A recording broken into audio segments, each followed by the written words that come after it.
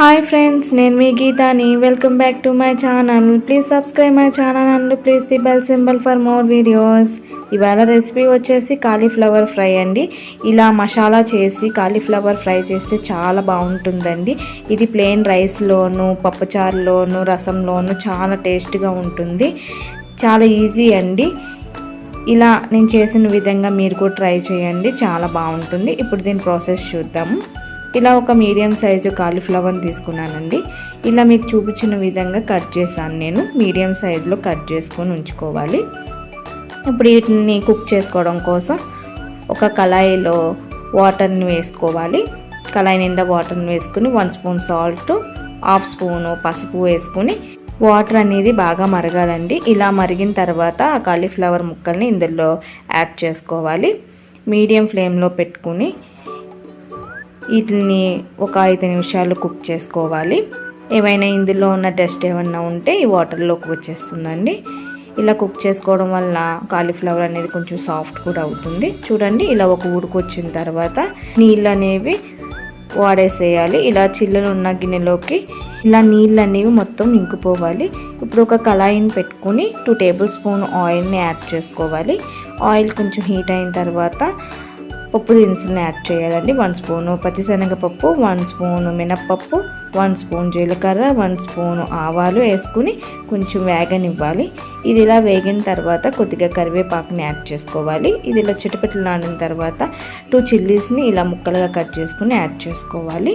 ఇది కొంచెం వేగిన తర్వాత ఒక చిన్న సైజు ఉల్లిపాయని చిన్న ముక్కలుగా కట్ చేసుకుని యాడ్ చేసుకోవాలి.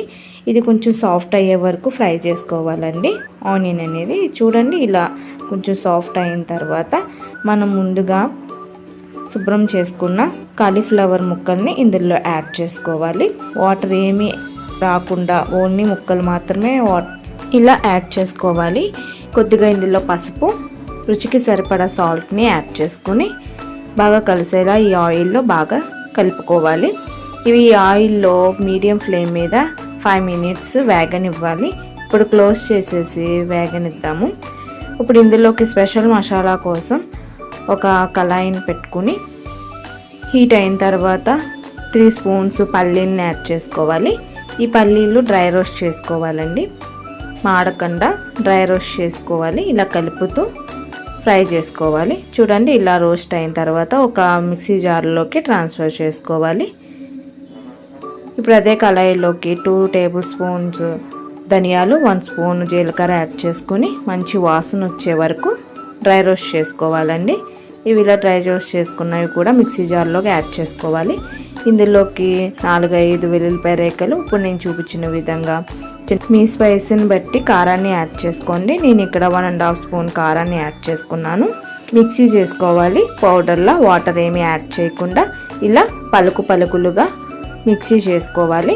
బాగా పేస్ట్లా చేసేస్తే అంత బాగోదండి. సో ఇలా పలుకుల కింద ఉంటేనే బాగుంటుంది.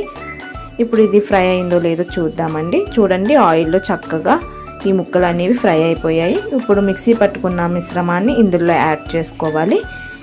ఇవన్నీ మనం డ్రై రోస్ట్ చేసాం కాబట్టి అండి ఎక్కువ ఉడకాల్సిన అవసరం లేదండి. మసాలా వేసాక ఒక 5 మినిట్స్ ఇలా కలుపుతూ మీడియం ఫ్లేమ్ మీద వేగనిస్తే సరిపోతుంది. అంతేనండి, రెడీ అయిపోయింది కాలీఫ్లవర్ ఫ్రై. చాలా టేస్ట్గా ఉంటుందండి. చాలా సింపుల్ ప్రాసెస్. ఇది ప్లెయిన్ రైస్లోను, పప్పుచారు, రసంలోను చాలా బాగుంటుందండి.